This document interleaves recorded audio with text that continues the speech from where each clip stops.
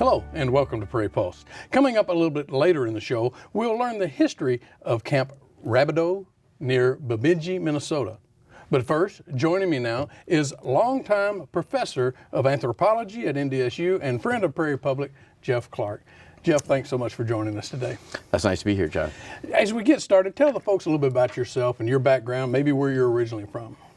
Okay, well, I was born in a small town in Ohio, but moved to Michigan when I was young and grew up in the Detroit area. There's the west side of Michigan, a city called Dearborn. After high school, started college, and also started working at a stock brokerage firm for a little while. Met a young woman, Anne Marie LaPiccolo, and we subsequently got married. And many people at Prairie Public family know her as Ann Clark. She's been at Prairie Public for quite a while. Anyway, after I got my bachelor's degree, which was at the University of Michigan, I was studying anthropology and particularly archaeology. Again, very interested in that. But with by that time we had a child, so I have a wife and family, and couldn't afford to get right into graduate school, so we started moving around. Had an old Ford Econoline van. We'd put the child in the back seat, and the rest would be filled with camping gear and clothes, and we just drive. Well, I'd go from one project to another, an itinerant archaeologist, or as we call it in the field, shovel bumming, including working places like Tennessee and New York and South Dakota, Michigan, Illinois. And eventually, after a few years of doing that and getting a lot of experience, I started at University of Illinois as a graduate student. Got my master's and PhD there and started working in the Pacific Islands in Hawaii. We lived in Hawaii for close to 3 years. Came back to Champaign-Urbana and was there for about a year, and then got a job offer at North Dakota State University, which was kind of surprising. One of my jobs, we were working, it was in South Dakota, and so we were driving back to Michigan. So let's drive through North Dakota and this town called Fargo, a city called Fargo. And we did, and we drove off on I-94 and then drove up Main and Broadway, and I remember thinking, this is a nice town. I like this place. And then we left and didn't think about it, but 8 years later, we ended up in Fargo, North Dakota. And I've been at NDSU then since 1983, and at the same time, that's when Ann began working at Prairie Public, and came to find out that there were some people at Prairie Public that had a connection with an area I started working in, which was American Samoa. The early presidents, Dennis Falk, spent time in Samoa in the early years, and Larry White, who was a program director at Prairie Public, was in the 1960s, worked in American Samoa. So it's quite surprisingly, when we got here at Prairie Public Television and Broadcasting, I found two people I could talk to about American Samoa. So in any case, I've been here ever since. Yeah, well, interesting. So what is anthropology? Well, anthropology is a study of human beings. And we like to say that it is holistic and is comparative. It is holistic in the sense that we look at humans in their totality. So there are subdisciplines of anthropology. One is archaeology, or the study of past societies, and others cultural anthropology, which looks at societies today, but everywhere around the world. We also look at humans as biological beings through biological anthropology or physical anthropology, and linguistic anthropology studies the role of language in human societies. So it's this very broad, it's holistic in looking at, again, as I say, in a sort of encompassing way, and comparative in that we look at people over time and space, from the beginnings of humanity to today, and from jungles in Borneo to Fargo, North Dakota. So a lot of people may think of Indiana Jones when they think of this. So is this what you get to do? Very similar. A little different, maybe. Well, let's move on, because let's talk about, you mentioned Samoa a number of times. Your research in Samoa, it seems fascinating. Can you talk about when it started and then how it's progressed over the years? Because you've been going there for a number of years. Yes. I just start by saying that archaeology is something that fascinated me since I was in grade school.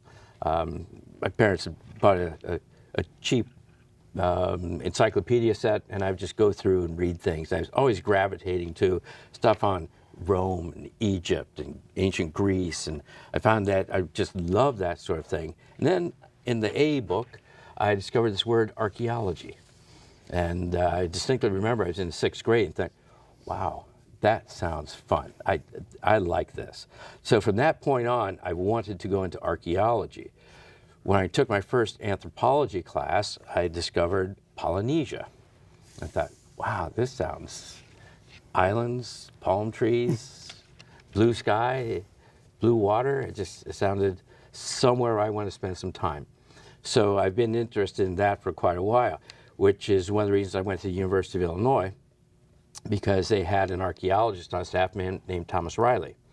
And many people in the community in Prairie Public know Tom and Ann Riley. They've been strong supporters and good friends of Prairie Public for quite a while. So Tom was my advisor in graduate school, and through Tom, I was able to get into Hawaii to work at the Bishop Museum. And one of the early projects I had there was actually to do an inventory of cultural resources and archaeological sites in the territory of American Samoa. And that was in 1980. And that work was fairly short term, but it whetted my appetite. I really liked it. Hawaii told me I like Polynesian archaeology. Samoa told me I love Polynesian archaeology and I like Samoa. So I've been working there then ever since. So that's, since 1980. Okay. What are some fascinating things you've discovered in doing your research there at American Samoa? That's okay. It's just so. This is always a difficult question because people ask, "What's the most interesting thing you found?" But the fact is, most of the stuff we find is interesting to us as archaeologists because we're investigating certain research questions. But if I were to tell you it was a type of irrigation system that we didn't know existed before, you might think, that's it? Yeah, that's it. But it's fascinating because we didn't know it existed before. And those sorts of things, anytime we learn something new and I discover something or conceive of an idea that helps us to understand the past, that's exciting. That's what is really interesting. That's what keeps us going in the field, is the fact that at any time you could find something new that doesn't exist as part of human knowledge until I tell people, because I found it. And I just figured it out and say, here's what it is. And then it becomes part of, well, here's what we know about the Pacific, or wherever it is you're doing archaeology. And that is stimulating. Well, I understand, though, you have to coordinate with local officials and even the chiefs there about what you're doing. Can you talk about that aspect as well? Yeah, so of course it's changed a lot in the time since I first was there in 1980 until the last time I was doing field work in Samoa was 2015. So over those decades, things have changed. But Samoa is a system which still has a very strong chiefly organization. Now, Samoa, some people may have heard of Samoa, as first sort of made famous, you might say, by Margaret Mead, who studied in Samoa as a cultural anthropologist in the 1920s. And she wrote a book, Coming of Age in Samoa, which became a very big seller at that time. And it was part of the old nature versus nurture argument, which was a hot topic in the early mid-1900s. But Mead's work sort of set the stage for subsequent other archaeologists going out, or other anthropologists going out, and as it turns out, it's been one of the most studied areas for anthropologists in the world, and certainly in the Pacific. Okay. Well, let's move on to a little bit more. How many students over the years have you taken, and what kind of experiences have they had there? Oh, boy, so many. Yeah, a lot. I very often engage students. I like to engage students in the work and the research. So over the years, I've taken students to a number of different places. Certainly American Samoa, where, I don't know, half a dozen or so, 8 times I've taken students out to Samoa to do research.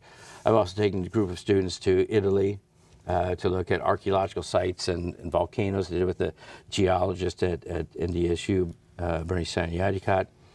I've taken students to India for some work, to Indonesia, when we went to Bali, and into Borneo, up into the forest to see wild orangutans. And each time the reward really is seeing the students come to life, to have these new experiences. They may be students from various parts of North Dakota and Minnesota. Many of them have perhaps never left the country or beyond the small region in which we live. And then to go off and be in Borneo. I mean, that's eye-opening for them. But in Samoa, I just simply have lost track. I'll take out anywhere from a few to as many as 20 students each time. Yeah. How long is a normal trip out there? These days, I'll go for maybe 5 weeks. I've gone for as long as 3 months, but it's just hard to getting out there and making all the arrangements and finally getting in the field and all the packing up and stuff. So if I go for less than 4 weeks, it's hard to get enough time. And going back to the other question, which I didn't quite answer, about working with chiefs, that's also part of what we have to do. And as I was mentioning Margaret Mead, one of the interesting things that for me was talking with an older chief in one of the villages back in 1980 who knew Margaret Mead, who was an informant of Margaret Mead. It's because, and that was just fascinating to me. But we do have to go in, and whether I have just a few people or if you have a large group of students, I have to talk to the local chiefly system. So we start with the highest ranking chief, and then in the old days, I talked to him. He would go to the village phono or council of chiefs, tell everybody what he was going to be doing, that it's okay. I give some gifts to the chief and to the village, and then we could go off and do our work. Since then, the government has become more involved, and so I also talked to the historic preservation officer in the territory and the other local officials. Sometimes we might go to the minister in the village and talk to him. We just want to make sure that everyone knows why we're there, that we're not there to disturb anything. We will treat the Samoan culture and people with respect, which they return to us. And that's another thing that the students learn as part of this process is intercultural interaction and how you deal with people. Yeah, Even if their status not be recognized in your culture, you have to recognize their status in their culture. Sure. So how do people in Samoa live these days? And, for those who may not know here, I mean, in terms of modern conveniences and living conditions? That depends on where you are in Samoa. First, I should note that there are 2 parts to Samoa. There is American Samoa, which is U.S. territory, and then there's independent nation of Samoa. And those are a little bit larger islands. They've been independent since 1962, and both have been under colonial control since 1899. American Samoa tends to have more access to material goods and television, radio. When I first started going out to Samoa, everything was news delay of 1 week because tapes had to be sent out to American Samoa and run this. Everything was late, and there'd be just very few TVs where you could watch it. Today, it's ubiquitous. It's everywhere. In American Samoa, because you have so many American Samoans who have gone to the U.S. and lived in the U.S., there's a very strong American component. Some of the largest Samoan communities are on the west coast of the U.S. But also note that Samoa, it has been the #1 recruiting station for the U.S., military recruiting station for a number of years. So a lot of people go off into the military, U.S. military, and then come back to Samoa. So there's a tremendous amount of American contact and influence in American Samoa. You don't get that in the Western Islands. So there, things can still be very traditional, and life is very different, whereas in American Samoa, people aren't doing as much fishing, growing taro, they're buying canned foods, driving cars. There's a now Burger King in Pongo Pongo. So it's been changing over the years. Jeff, we got about 3.5 minutes left here just with this interview. Technology, how has it changed? You mentioned encyclopedias for you, and Yes. a lot of kids nowadays may not know much about that. How has really that changed in the way you teach and the way you do your research? It has changed enormously. When I first started working out there, we'd be writing letters back and forth. And then this thing called fax came along, and it's just like, wow, we can fax back and forth to try and work out a project. And then, of course, email and so on. But other aspects of the technology are back around 99, 2000, bought the first laser scanner to scan artifacts and create three-dimensional models. So I didn't have to actually hold that physical object anymore in my hands. I could go to the computer and take measurements and all kinds of information. Then we started integrating those into virtual reality worlds. Sort of simulate. We did a simulation in North Dakota of on a slant village for the the bicentennial, Lewis and Clark bicentennial event. So that's started changing things, but other techniques coming into play. In the last few years, working with colleagues in the geology department, particularly Stephanie Day, we're using something called LIDAR. So if you could see these islands, they're small, maybe 3 miles across and 2 miles long, but very high, very rugged, densely covered in vegetation. You get a plane flies over, takes light, bounces back, passes up. What we can do is take that data and effectively strip away the vegetation and see the ground surface. And now I can do survey staring at a computer without having to take a machete and hike up into the interior of the islands. That's been groundbreaking. With all that said, you've been doing this for 40 plus years, teaching, research, learning. What have you learned? What can you tell us? Well, the most interesting thing, obviously I've learned a lot about prehistory of the Pacific Islands and in North Dakota and places I've worked, but the real takeaway for me and what I would say to others is the importance of working with colleagues, the importance of interdisciplinary research. That is one. The other is the importance of engaging students in the work. So I'm not going to learn these programs to create virtual reality worlds. I'm not going to learn how to use gas chromatography to analyze pottery sherds of what people were eating in the pots, something that we're doing. There's many of these things I can't take my time to learn. I focus on prehistory. I can say, here's an interesting question.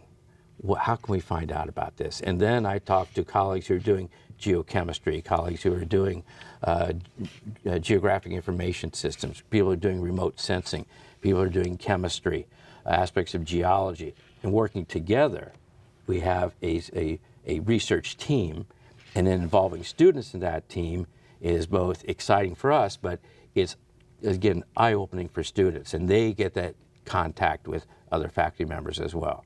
Jeff, we're out of time, so if people want more information, where can they go?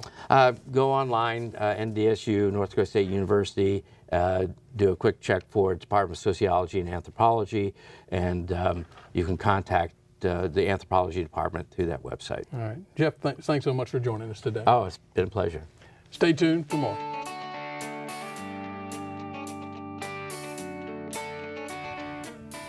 In the North Woods east of Bemidji, Minnesota, stands Camp Rabideau National Historic Site, one of only 2 surviving camps of the Civilian Conservation Corps, where unemployed young men of the 1930s were put to work restoring the white pine forest of northern Minnesota and learning trades that would change their lives.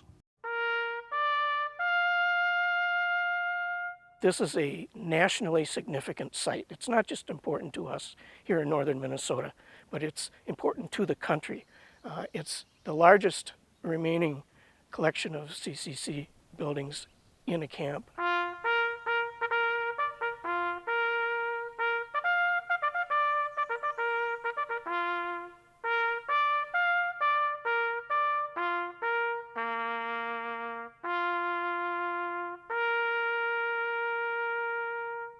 CCC was going at its full force. There were 2,500 camps in the United States. Every single state had camps. Today, there are only 2 camps left that have the original buildings on them. And Rabideau is the best preserved of all of them.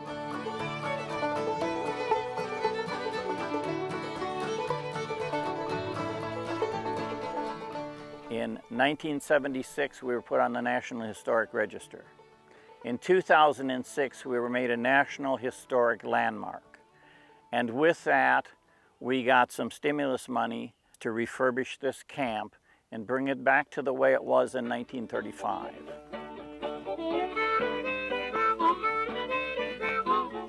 This is a CCC site that was built in 1935. They were here until 1941, when Pearl Harbor. Shortly after that, all the camps are closed and most of the guys go into service.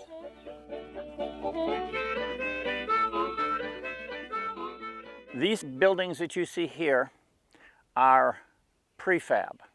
When they put them up to begin with, they didn't put a lot of work into them. They just kind of dug a hole, put some rocks in it, put some concrete in it, put a post in it, put the building up on top of it. So they were on very flimsy and poor foundations because the Army didn't think they were going to be permanent. All the camps were set up on a temporary basis. They'd set up a camp, they'd use it until the job was done they were doing, then they'd tear it down and move it someplace else, set it up again, tear it down, move it again. This just happened to be permanent because the war kind of came and interrupted that program.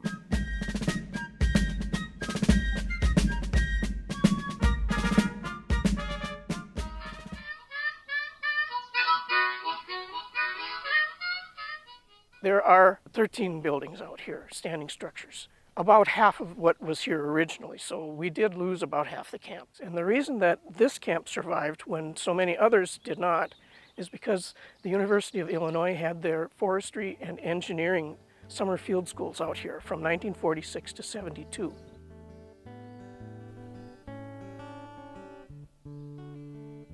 So from 1972, it's just stood vacant out here. And of course, the Forest Service, does not like to have empty buildings standing out in the woods. That's just kind of an invitation for mischief.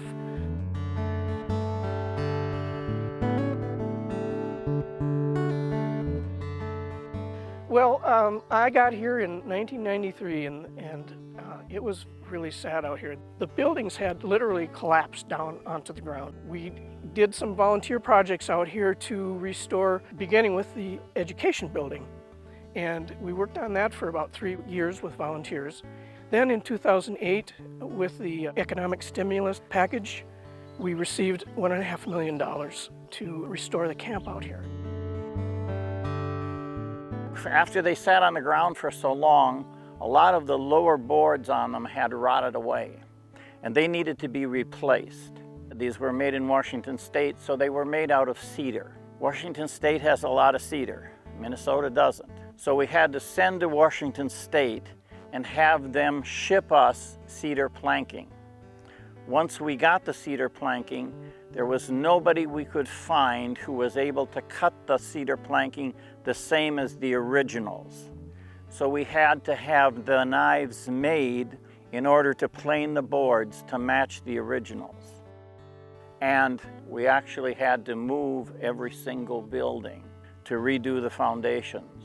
And when they put them back, they had to get all 4 corners within 1/4 inch of where they originally were. But that was the specs they had to follow from the Preservation Society.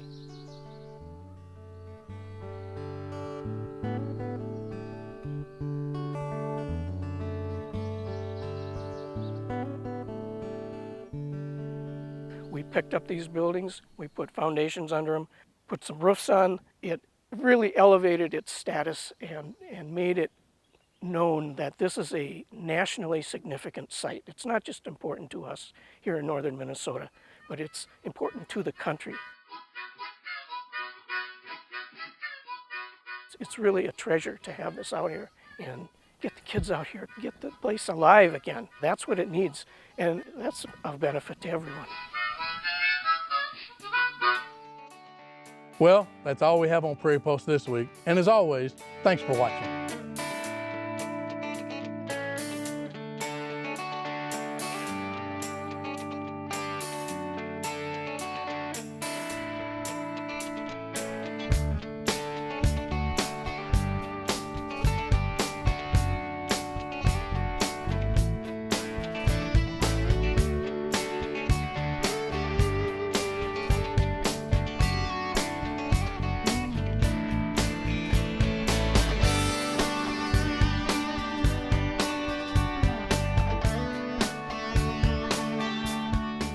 Funding for Minnesota Legacy programs are provided by a grant from the Minnesota Arts and Cultural Heritage Fund, with money from the vote of the people of Minnesota on November 4th, 2008. And by the members of Prairie Public.